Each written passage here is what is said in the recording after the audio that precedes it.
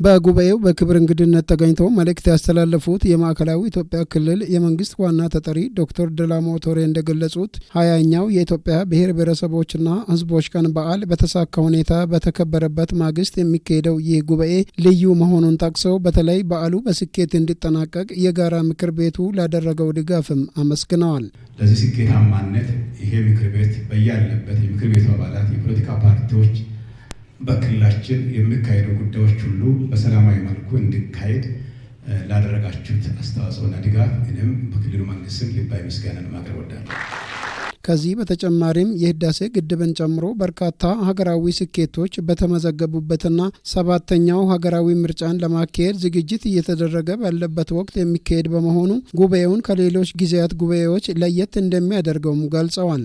ዘንድሮ የሚካሄደው 7ኛው ሀገራዊ ምርጫ ፍጹም ሰላማዊና ፍትሐዊ ሆኖ እንዲጠናቀቅ ሁሉም የፖለቲካ ፓርቲዎች ለሰላም ቅድሚያ ሰጥተው መስራት እንዳለባቸውም ዶክተር ደላሞ አሳስበዋል። በማዕከላዊ ክልል ውስጥ ብልጽግናንም ጭምር 15 ፖለቲካ ፓርቲዎች ያሉ ይመስለኛልና የዛ ሁሉ ስብስብ ነው።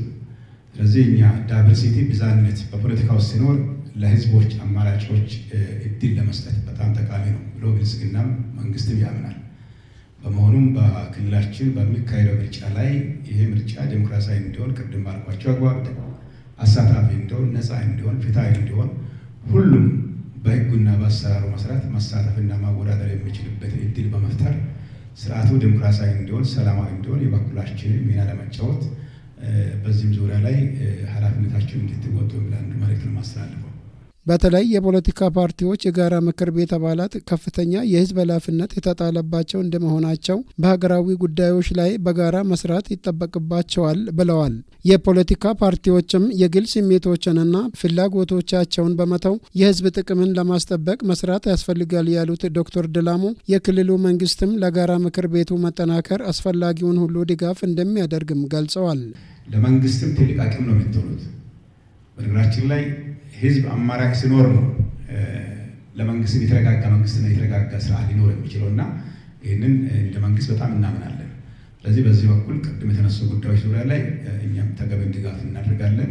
እኔ ዛሬ በዚህ መድረክ ላይ ያለሁት ያው በመንግስት ካፓሲቲ ነው ያለሁት እንጂ በፓርቲ ካፓሲቲ አይደለሁም። የማዕከላዊ ኢትዮጵያ ክልል የፖለቲካ ፓርቲዎች የጋራ ምክር ቤት ሰብሳቢ አቶ ደምስ ገብሬ በበኩላቸው በክልሉ የዲሞክራሲ ግንባታ ሂደት ላይ የፖለቲካ ፓርቲዎች የጋራ ምክር ቤት ሚና ከፍተኛ መሆኑን በመጥቀስ የጋራ ምክር ቤቱ በ2017 በጀት ዓመት በርካታ ውጤታማ ተግባራትን ማከናወኑን ገልጸዋል። ምክር ቤቱ በክልሉም ሆነ በሀገሪቱ ዋስትና ያለው የዲሞክራሲ ስርዓት እንዲገነባና መልካም አስተዳደር እንዲሰፍን በአመለካከት በአደረጃጀትና በአሰራር ጠንካራ የሆኑ የፖለቲካ ፓርቲዎች በሀገር ግንባታ ላይ የድርሻቸውን እንዲያበረክቱ ለማድረግ የተቋቋመ መሆኑንም ገልጸዋል። የጋራ ምክር ቤታችን በሀገራችን ብሎ በክልላችን ውስጥ ዋስትና ያለው የዲሞክራሲ ስርዓት እንዲገነባና መልካም አስተዳደር እንዲሰፍን በአመለካከት በአደረጃጀትና በአሰራር ጠንካራ አቅም ያላቸው የፖለቲካ ፓርቲዎች እና የፖለቲካ ምህዳር ውስጥ ንቁ ተሳትፎ እንዲያደርጉ ለማስቻል የተቋቋመ መድረክ ነው።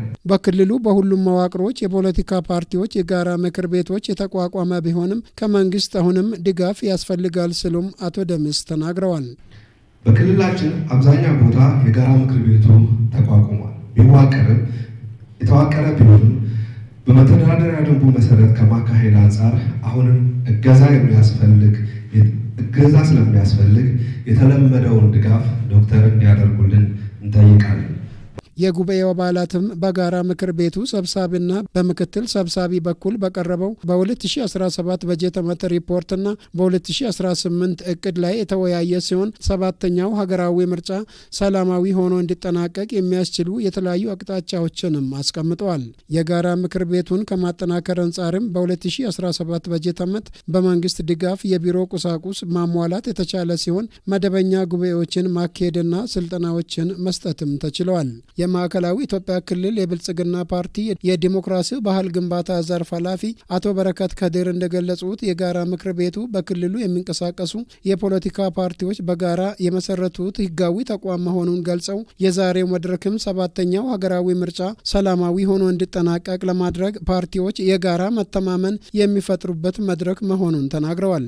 በጋራ ምክር ቤት ፓርቲዎች መተማመን የምንፈጥርበት መድረክ ነው። ይሄ መድረክ ፓርቲዎች የጋራ መተማመን ከመፈጥርባቸው ቁልፍ ጉዳዮች አንዱ ሀገራዊ ምርጫው እንዴት ባለ ሰላማዊና ዴሞክራሲያዊ ሁኔታ በህዝብ ዘንድ ቅቡልነት ያለው ምርጫ ለማካሄድ ከማን ምን ይጠበቃል ሲባል ከፓርቲዎች መሰረታዊ ጉዳይ ስለሚጠበቅ እዚህ ላይ ኃላፊነት የምንወስድበት ሁኔታ ስለሆነ እዚህ ላይ እንደ አንድ ዋና መሰረታዊ ግብ እየሰራን ያለነው። አስተያየታቸውን የሰጡ አንዳንድ የጋራ ምክር ቤቱ አባላት በበኩላቸው በ2017 በጀት ዓመት በርካታ ውጤታማና የጋራ የሚያደርጉ ስራዎች መሰራታቸውን ተናግረዋል።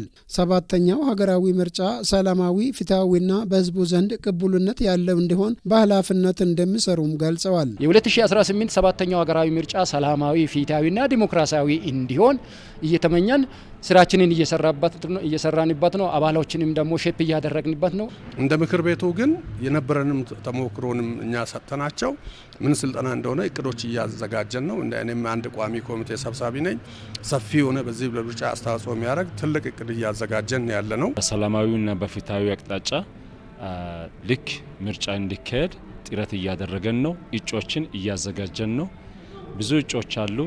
በየወረዳና በየምርጫ ጣቢያ እጩዎችን እያዘጋጀን በሰላማዊና በፍትሐዊ አቅጣጫ ምርጫ እንዲካሄድ ጥረት እያደረገን ነው ያለነው። ሀገረ መንግስት ሰላም እንዲመጣ የሁሉም ሀሳብ እየተቀነባበረ የተስተካከለበት የሀሳብ የበላይነት ቀርቦ ትክክለኛ ለሀገሪቱ የሚጠቅም ሀሳብ ውስጥ ብንገባ ትክክለኛና ፍትሐዊ ምርጫ ይሆናል ብዬ አስባለሁ።